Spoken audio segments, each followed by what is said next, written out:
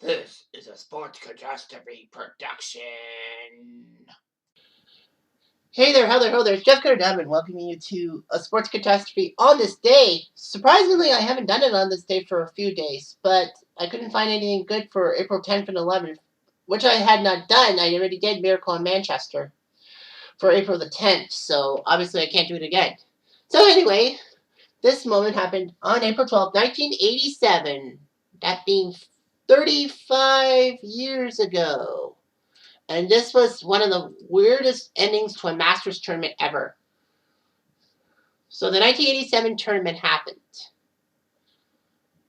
To get in, you had to be a Masters champion, a Masters champion of all time. Like, if you're a Masters champion, you're allowed to compete.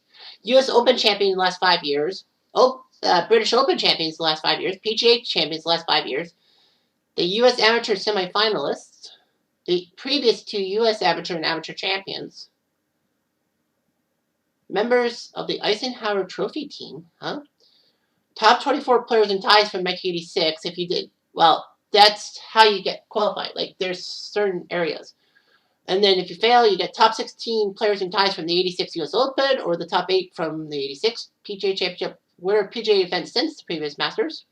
The top 30 from the Mount Money list or Ryder Cup or special foreign invitation.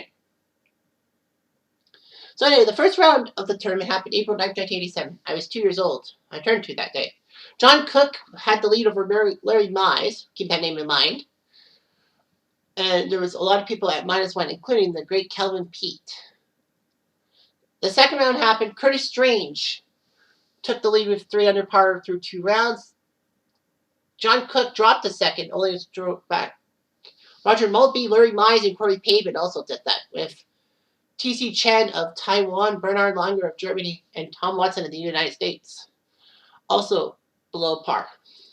In the third round, Ben Crenshaw put up a 67 to tie Roger Maltby for the lead at 4 under par. Bernhard Langer and Greg Norman were tied for third, whereas Strange and Mize fell to a tie for fifth. It was a playoff. And then after Ben Crenshaw looked like he was doing it, but a 74 on Day 4 ruined Crenshaw's chances for his second Masters. He won in 84, but he could have had another one. So he fell to a 286 or 2 under par. Well, at 3 under par was Seve Ballesteros, the legendary Spaniard, Larry Mize of the U.S., and Greg Norman, the Shark from Australia. So Larry Mize did well. Mize needed a birdie on the 18th to tie Norman and Ballesteros and get to the playoff. So Mize was 1 under par. Greg Norman was at 4 under par, but faltered after a bogey on 3 and 5. And Seve didn't feel it. So it was down to the playoffs between Mize, Norman, and Ballesteros. On the 10th hole was the first playoff hole. Seve had a 5. Mize and Norman got in 4. That means that Mize and Norman would face each other on the 11th hole for the playoff. So anyway,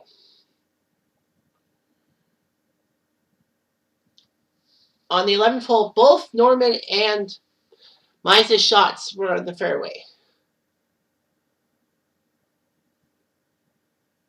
Mize and Norman both played conservatively.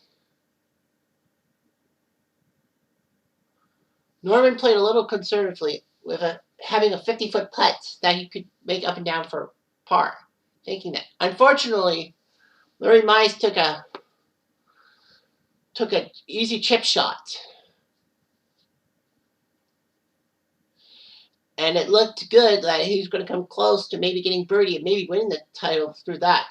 But the chip went all the way down the slope and into the hole, and it was amazing. Mize had chipped in for birdie. Words cannot do justice to the greatness of that shot. I can't remember who said that, but anyway. Norman still had to make his putt to force another playoff hole, but he missed. Well, a 50-footer, how can you do that? And Larry Mize became the first and only Masters winner to come from Augusta, of all places. So Larry Mize with one of the greatest chips of all time. I mean, how the hell did you do that? That's got to be one of the greatest moments of all time. He had the chip shot from a sandwich from around 140 feet. Well, Mize would actually do okay. He actually ended up tied for fourth at the U.S. Open in June, so he didn't really have that bad of a year. So anyway, Larry Mize's chip is one of the greatest shots in Masters history. Up there with Tiger Woods and his moment from April 10th, 2005. And I can't remember if I said it when I talked about the Tiger Slam, but that 2005 victory, I was kicking myself for missing the famous chip shot from Tiger Woods, that the ball seemed to stop and then it just kept moving. In your life, have you seen anything like that, as Bern Lundquist said? And I did not see that. I was actually getting milk at the local Daisy Mart for my brother when he was living with me. That was one of the greatest moments I missed. Oh well, I got to watch Tiger Woods in his 2019 victory at the Masters. So, at least I got something out of it. Don't you think? Anyway, I'm Jeff Diamond. Adu.